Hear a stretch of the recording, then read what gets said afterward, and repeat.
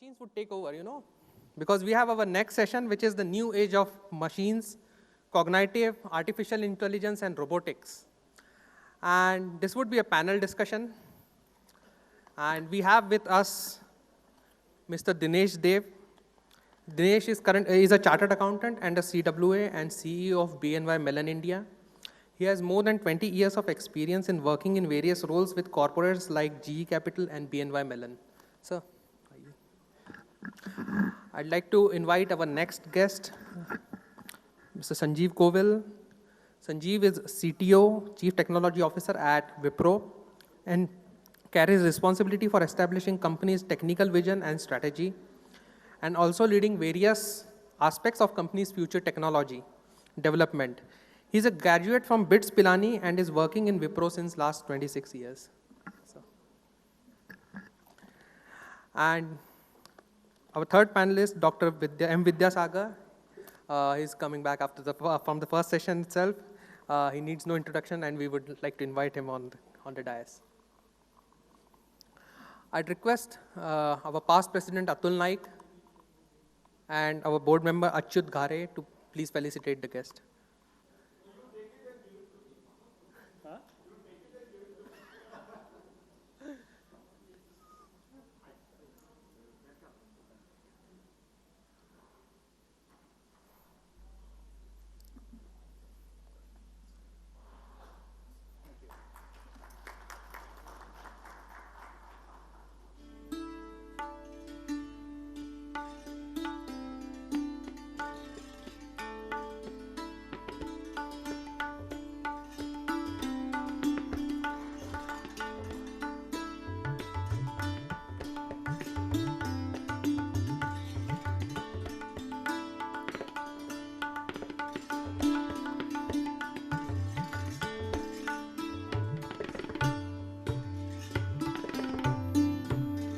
I'd request Mr. Dinesh Dev. Okay. Okay. Good afternoon. So we felt that what we should do is each one of us gives a brief opening statement.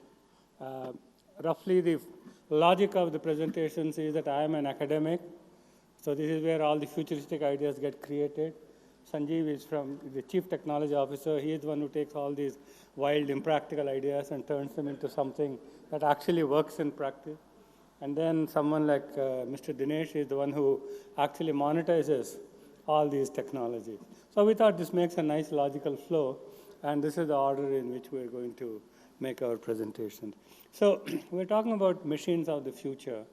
And machines have been around for a long time. Especially when you talk about things like robotics, artificial intelligence. These were very hot fields in the 1980s. Some of the people in the audience may be a little too young to remember, but I remember in the 1980s, a fresh PhD in engineering in the US would get about $40,000 as a starting salary, but a person in AI would get $80,000, exactly double.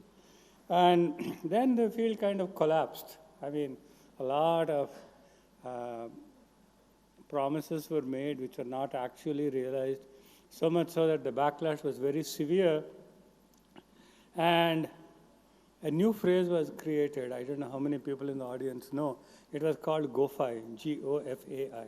How many people have heard that? Anybody? No. So GOFAI stood for good old-fashioned AI. So it was a completely contemptuous term, okay, meaning that good for nothing AI. Now, what has happened is that people are suddenly talking about deep learning. Machines are going to do automatic translation from one language to another. We had Watson, we have Holmes, we have so many other such applications. So what's the big change? How is it that a field that was virtually written off in the 1980s, and in fact even viewed with definitely suspicion and possibly contempt, suddenly came back and is now seen to be a hope for the future? Well, there are several reasons, but I'm going to talk about three specifically, just bullet points. One is we have a lot of data.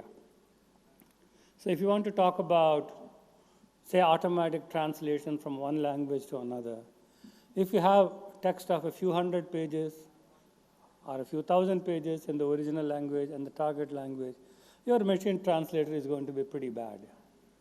But now imagine if you have a few million pages or even a few billion pages on which you can train this machine. This is going to be very, very good. Same thing happens with speaker recognition, so many other such applications. So availability of a lot of data. That is point number one. Point number two is computing power. If you are going to generate lots of data, but the computing power has not kept pace, then you're only going to drown in the data. You're not going to be able to process the data. But actually, if you look at the situation, the increase in CPU speed has actually been outstripping the increase in the amount of data. So now it is possible to process huge amounts of data using existing computing processing power. And the last point which I want to mention, which after all I should mention, I'm a professor, which is new algorithms. People forget that if you take the same bad algorithms from the 1980s and run them on very fast machine, you're still going to get very bad results, okay? So in addition to having lots of data to train the machine, a lot of CPU power, you also need original research carried out at universities by way of new algorithms that allow you to do all these types of learning tasks. So that's why you talk about deep learning. Now let me just say very briefly about robotics. I actually built some robots in the 1980s, believe it or not. And part of the reason is because in the 1980s, if you wanted a robot, that was just about the only way to do it. You had to build your own. There weren't all that many commercial robots available. And even those that were available were very, very clunky, very slow, and definitely not programmable. So they were not useful as a research tools. Today, what happens is that even high school students are playing with robots. They have robotics clubs.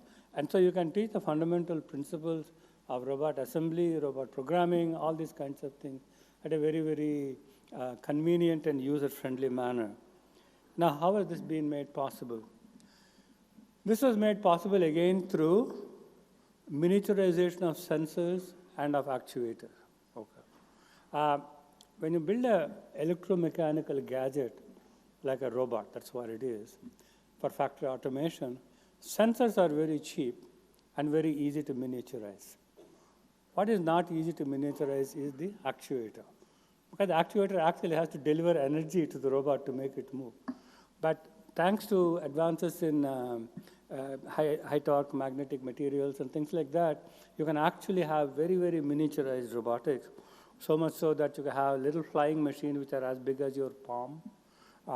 You can have nano devices for things like atomic force microscopes, for checking for faults on the surface. All these kinds of things are possible only because of the advances in miniaturization and nanotechnology. I'm going to basically stop there because we all agreed we'll only speak for about 7 to 8 minutes. But basically my takeaway line is going to be, I think there is a renaissance in both AI and robotics, and the future looks very bright, and we in India cannot afford to miss this revolution. Thank you.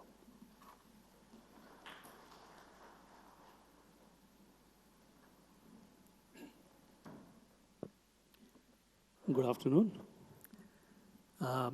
So I'll reiterate one point which Professor said, and then I'll get on to the practical implementations, as he mentioned. That is the fact that there is a fresh lease of life. There is a reboot that is happening as far as AI is concerned, right? And it's typical, even if you look at a pattern of many of these new innovations or technologies which have happened in the future, right? They have a very peculiar pattern. They all simmer for a long time and then they take off at an inflection point, right? So whether it is, let's say, your digital cameras, which were invented in the mid-70s, did nothing till about late 90s, and then it wiped off a global brand completely in 4 years, right? Or the internet. And AI, like Professor said, has been there for 3-4 decades. I have some peers who are PhDs in AI, right? It had a lot of false starts. The current traction which it is gaining, I believe, is real. Again, there's a lot of hype. Again, there are promises being made which I don't think will be kept. But it is much more of a serious factor and innovation for the reasons which Professor said, whether it's because of data or compute power or algorithms.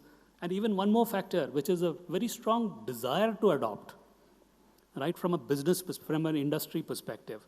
So there's a huge pressure in terms of how to optimize, how to automate, how to reduce price points, how to increase any KPI per unit, right? We have consumed, or we have already squeezed everything we can out of, let's say, Six Sigmas or Lean or all the other processes. Now you're looking for a new lever to press. So there's a huge demand, there's an enabled supply, and I think that will create a perfect storm. I'll share with you a couple of examples where you see proof points of the innovation or of the big, massive revolution that will happen, disruption that will happen. So we worked on let me introduce a platform which we built. It's called Wipro Homes, right?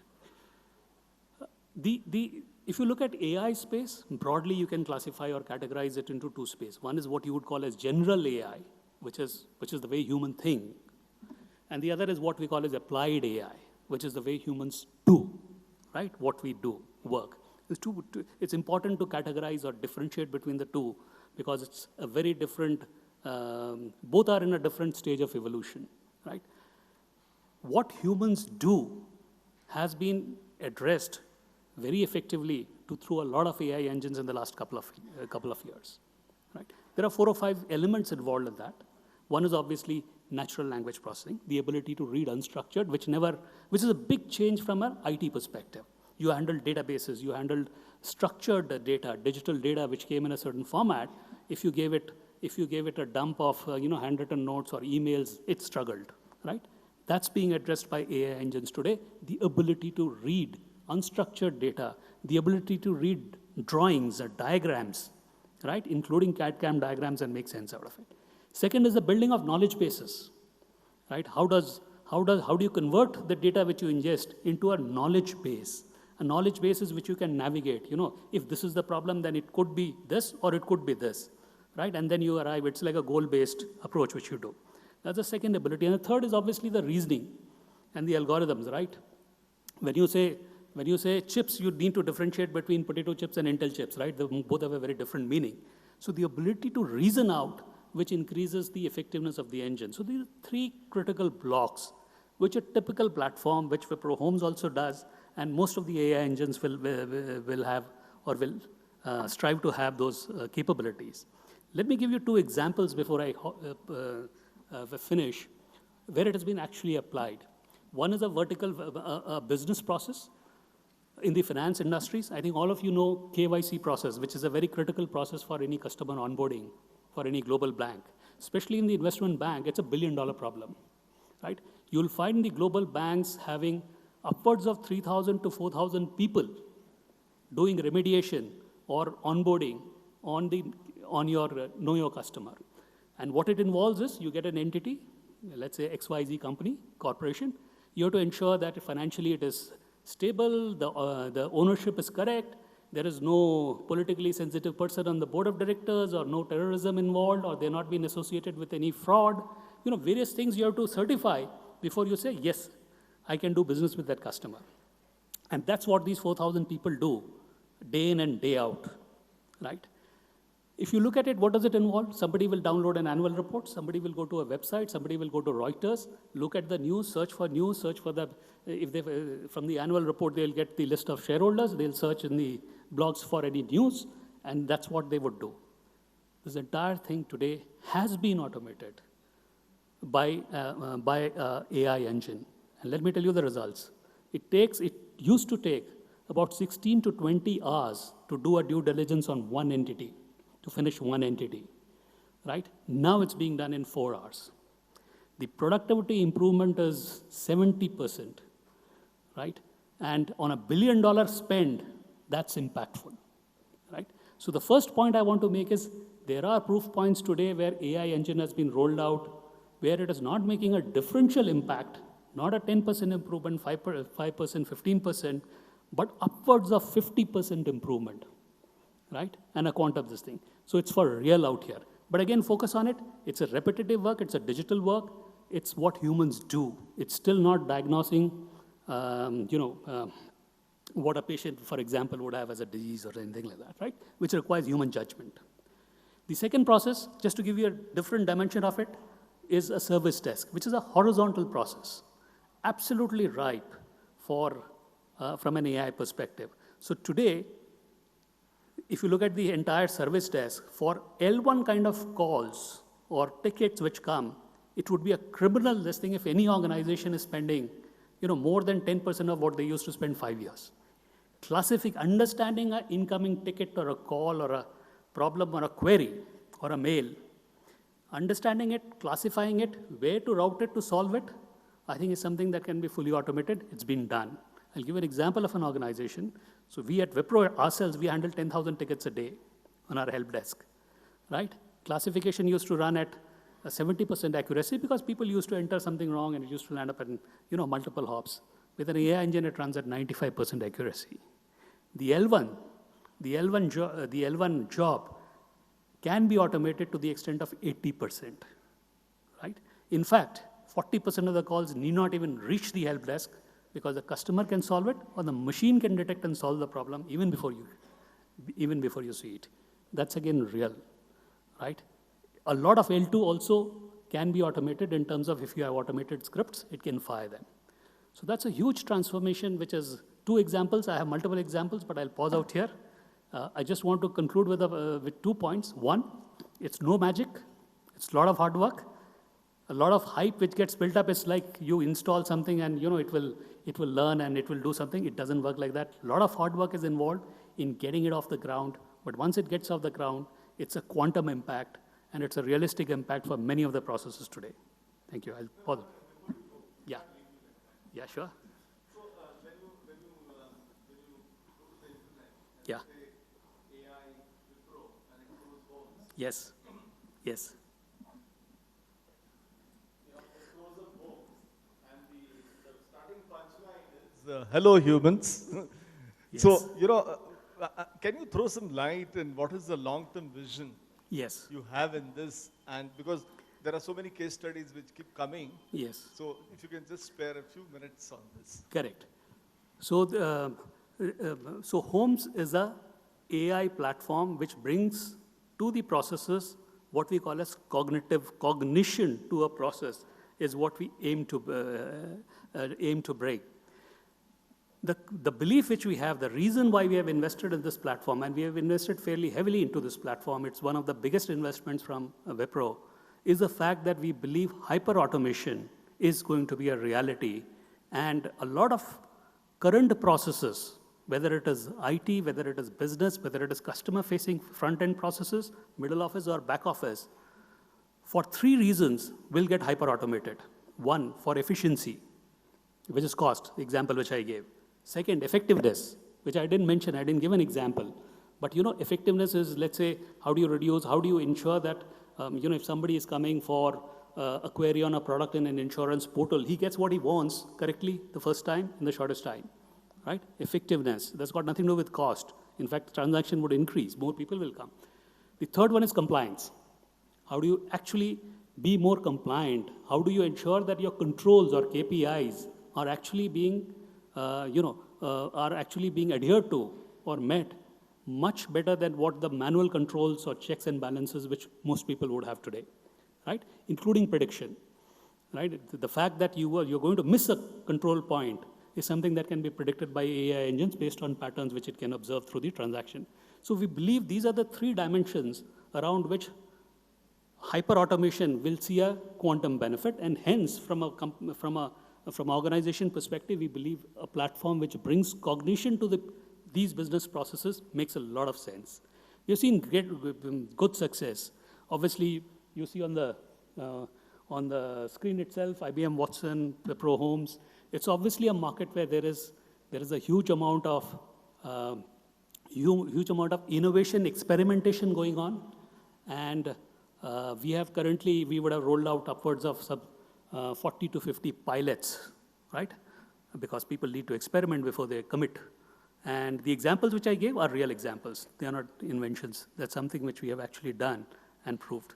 So to answer your question, Watson is a set of services which we have built internally, right? It's one of the earliest cognitive IPs from India. We started on it about 2 years back, and we've seen very good traction on some really impactful business processes. And that's where we are focused on. It's not so much to win a game or to play a game or to win a contest. It's more business process backwards, right? Identify the dozen odd business process and build cognitive platform to address that. Yes, they work in pairs, and we are very good friends of IBM as well. Thank you. Thank you.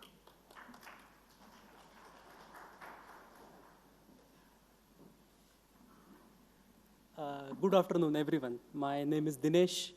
I'm the CEO of BNY Mellon in India. BNY Mellon, Bank of New York Mellon, is a 232 years old company, the first bank on New York Stock Exchange, founded by Alexander Hamilton. And it has a long heritage history. We are in India for the last 12 years or so. An offshoring center here. We really only work for Bank of New York Mellon and our clients. 6,000 people that I manage in my organization, both Pune and Chennai.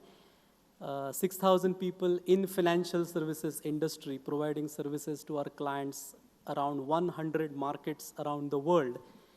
And why I'm here today is we are a service industry. We have experimented in robotics process automation.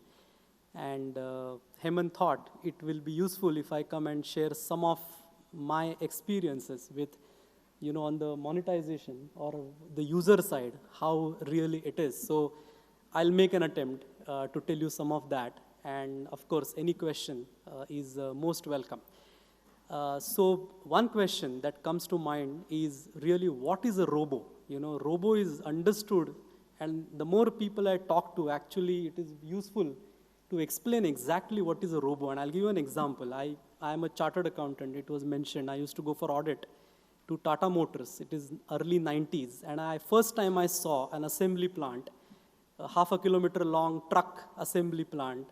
And it was a wonder even then to see that at the beginning of the assembly plant, there is nothing, but a truck comes out at the end of the plant. And I went there 3 years back, and the car assembly plant is now completely automated. You actually see a robo there. There are no humans around, and you see a machine which is actually doing the fitting as well. And that is something I think everybody understands very easily as to what is a robo. But in an organization like a bank, what is a robo? What does it do? So it is, all of us know Excel, right? We have worked on Microsoft Excel. In a way, it is a macro. It is nothing but a very advanced macro that we built.